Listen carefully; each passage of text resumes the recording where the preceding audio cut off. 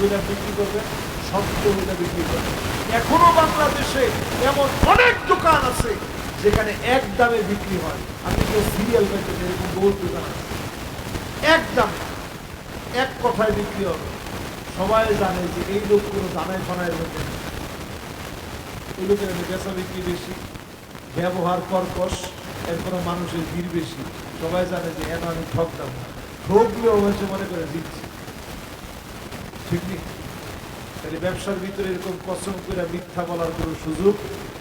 আপনি সৌদি আরবে যান, হেন দেখবেন কিছু লোক কয় আল্লাহে বিল্লাহে তাল্লাহি, 3 রকম কসম করে এরপরে কইছে আল্লাহি ওয়া রাব্বিল কাবা, কাবা রবের কসম। এত টাকা পরে দেয় দামাদামি করলে কই নেয়, এগুলো যায় বিছানা হাসা। এজন্য আমাদের চরিত্র পরিবর্তন। সাহাবায়ে কেরাম এক কথার লোক ছিলেন, আজ আমাদের চরিত্রের কি অবস্থা? ওমর রাদিয়াল্লাহু তাআলা আনহুর সামনে খালি একদিন একজন তালাক দেওয়ার সামনে সময় কইছে, তোর 1000 তালাক দিলাম, তোর মারেও তালাক দিলাম, তোর উপরে আরো বাহি যে তালাক আছে সব দিয়ে দিলাম, 1000 তালাক তোর উপরে দিলাম। আলাইকি আলফু তালকাহ, তোর 14 গোষ্ঠীর তালাক দিলাম। এরকম কথা আঙ্গুর সময় কয় না, এরকম একটা কথা ওমরের কানে আসছে। সাহাবায়ে কেরামদেরকে নিয়ে বসছে, বসে না কিরকম তো আমাদের কথা হইতে পারে না, মুসলমানের কথা কিরকম গাম্ভীর হতে পারে না। আজকে থেকে 3 তালাক দিলে 3 তালাক করিতে হবে, 1 তালাক দিলে 1 তালাক করিতে হবে, 2 তালাক দিলে 2 তালাক করিতে হবে। কানা ফি আহদি রাসূলিল্লাহ, নবীর যুগে 3 তালাক দিলে 1 তালাক করিতে হতো, 1 তালাক। আপনি ফিরে আসতে পারেন। কানা ফি আহদি রাসূলিল্লাহ ওয়া আহদি আবী বকর, আবু বকরের জামানায় আপনি যদি 3 তালাকও দিতেন 1 তালাক করিতে হতো। কানা ফি আহদি ওমর সানাতাইন ফি আহদি ওমর, ওমর রাদিয়াল্লাহু তাআলা আনহুর জীবনের প্রথম 2 বছর 3 তালাক দিল, কয় তালাক করিতে হতো? যখন পরে যখন শুরু করবে আলাইকি আলফু তালকাহ, 1000 তালাক করো, তুমি বলবে না না তালাক তো সহজে রাখতে হবে না। তালাক দিলে 3 তালাক যদি আপনি দেন, এত হুশ ছাড়া হলে মুসলমানের চলবে। 3 তালাক 3 তালাক মুসলমানের কথা বলবে। নবী করিম সাল্লাল্লাহু আলাইহি সাল্লাম বলেন, ইন্নাল আবদা লা ইয়াতাকাল্লামু বিল কালিমাতি মা ইয়াতাবায়্যানু বিহা,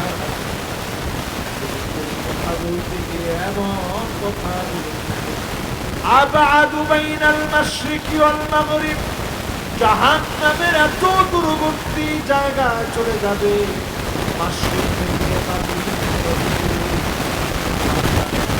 অতল গহবল।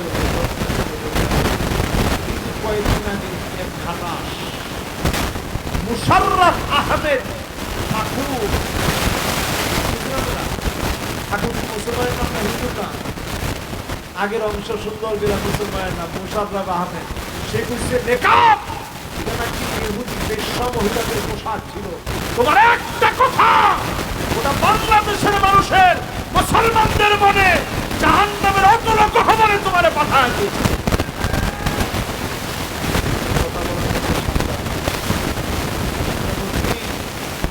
মুশাররফ আহমেদ ঠাকুরের ব্যাপারে আমরা বলবো, দলীয় সিদ্ধান্ত তো আসবেই, পাশাপাশি রাষ্ট্রীয়ভাবে এই অমূলক কথা বলার কারণে তারে টেনে হিঁচড়ে এনে আইনের আদালতে বিচারের কাঠগড়ায় তারে দাঁড় করানো উচিত, ঠিক কিনা বলে? ভাইয়েরা আমার শেষ 10 নম্বর, কয় নাম্বার? 10 নম্বরে নবী করিম সাল্লাল্লাহু আলাইহি ওয়াসাল্লাম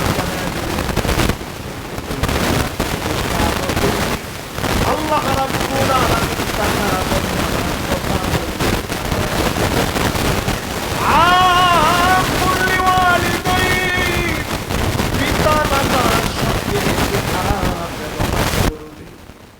এমন সন্তানের দিকে যিনি তাকাবেন না, কথা বলবেন না, দয়া দেখাবেন না, তিনি কি? সন্তান কেমন আছে? আমি এটা আগেও একটু বিস্তারিত বলছি, একেবারে আমার ওয়ার্ডের শেষাংশের শেষ কথা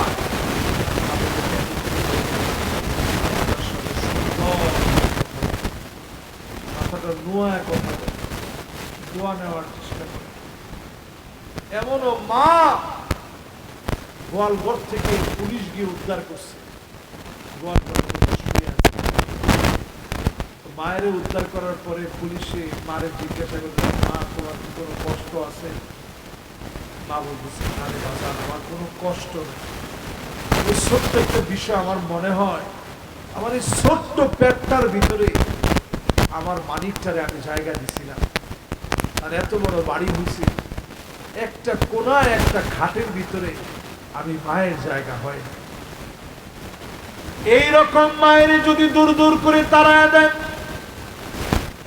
বাপরে যদি বোঝা মনে করেন, অনেক বড় অক্সফোর্ড থেকে ডিগ্রি আনবেন ঠিকই, বড় বড় ইউনিভার্সিটি থেকে, ইংলিশ মিডিয়াম থেকে A level O level complete করবেন, আইএলটিএস দিয়ে দেশের বাইরে চলে যাবেন, অনেক বড় ফিউচার করবেন, জীবনের কোনো না কোনো দিকে মালিক আপনাকে ধরা খাওয়ায় দিবে। আপনি কেঁদে কেঁদে মনে করবেন, আফসোস এটা তো আমার মায়ের বদদুয়ার কারণে হয়েছে, এটা আমার বাবার বদদুয়ার কারণে হয়েছে।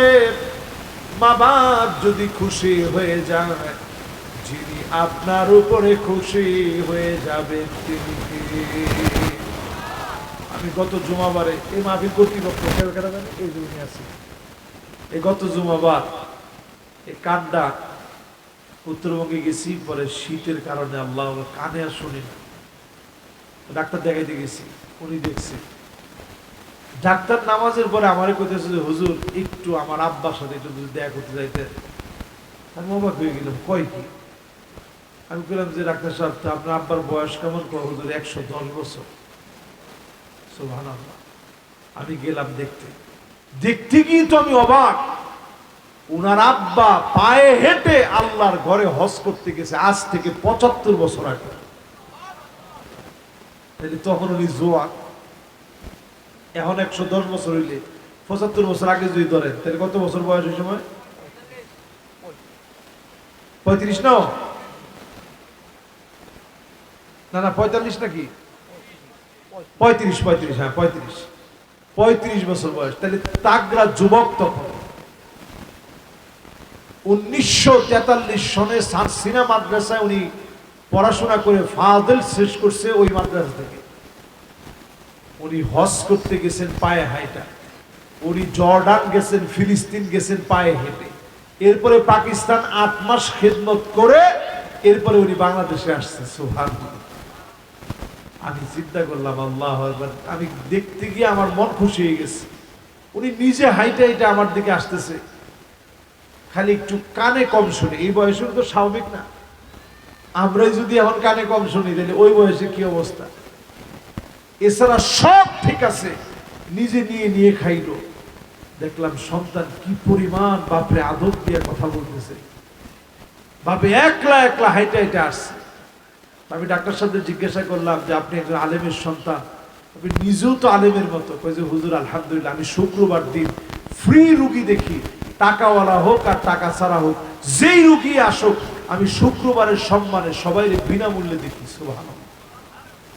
আমি তার বাসায় গিয়ে অবাক হয়ে গেলাম, একটা কাজের লোক নেই। আমি জিজ্ঞাসা করলাম হেল্পিং হ্যান্ড ছাড়া এত বড় বাসা চলে কেমনে? হুজুর আমি আর আমার বউ দুইজনই ডাক্তার, দুইজনই হুজুর শেষ করে আইসা দুইজনই মিলে রান্না বান্না করি, কোন কাজের বুয়া টোয়া দিয়ে হুজুর রান্না বান্না করে আমার মা বাপরে আমি খাওয়াই। আমি চিন্তা করলাম মানুষ বড় হয় বাতাসে, একটা বিভাগীয় প্রধান তিনি এমনি হন নাই। আল্লাহ তাআলা মানুষকে বড় করে মা বাপের দোয়ার কারণে। প্রিয় ভাইয়েরা আমার, মা বাপের কাছ থেকে দোয়া নেন, সন্তান হিসাবে গার মোটা করে কথা বলেন না। আপনি লিখে রাখেন, আপনি আজকে বেয়াদবি করবেন, এর ফল দুনিয়াতে আপনি স্বচক্ষে দেখবেন। মা বাবার সাথে বেয়াদবি করেন।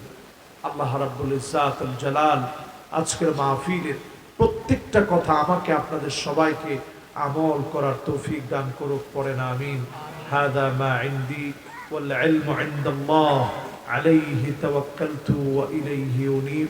কর্তৃপক্ষ যদি আমাকে অনুমতি দেন আমরা মোনাজাতের দিকে যেতে চাই। মোনাজাতের মাধ্যমে আজকের মাহফিলের ইতি টানব। আগামী দিন ইনশাআল্লাহ আপনারা পকেট ভর্তি টাকা নিয়ে আসবেন। শেষ দিন বাজান আমরা মোনাজাতটা করে যাই, জুমাবার মোনাজাত কবুলের সময় এই যে 4-5 মিনিট মোনাজাত হইব, এতক্ষণ শুনছি মোনাজাতটা করে মাশাআল্লাহ। একজন বই লইছে মাশাআল্লাহ, লিল্লাহে তাকবীর। দুইজনে নিয়ত করছে বইব কইরা, দেখি কেডা বয়। দুইজনের মধ্যে যে আগে বইব এর কাজে লাগছে মাশাআল্লাহ। দেখি কোনজনে বয় মাশাআল্লাহ দুইটাই বই লাইছে, লিল্লাহে তাকবীর। দেখেন সুবহানাল্লাহ। আল্লাহ তুমি দুইজনকে কবুল করে নাও, আল্লাহ দুইজনের মেধা বাড়ায় দাও, আল্লাহ দুইজনকে আল্লাহ তুমি দুনিয়া আখিরাতের কামিয়াবি দান করো, পড়েন আমিন। মাশাআল্লাহ। আমরা মুনাজাতের দিকে যাই। হ্যাঁ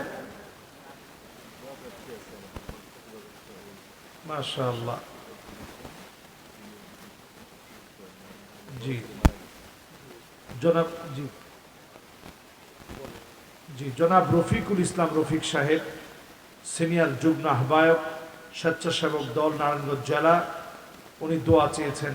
ওনার বড় ছেলে মোহাম্মদ নিবির ইন্তেকাল করেছেন। ইন্না লিল্লাহি ওয়া ইন্না ইলাইহি রাজিউন। আল্লাহুম্মা সাব্বিতহু আলাল ঈমান। আল্লাহ যেন তার জিন্দেগীর গুনাহ খাতাগুলো যেন আল্লাহ মাফ করে দেন, পড়েন আমিন। বাপ আছে, সন্তান চলে গেছে।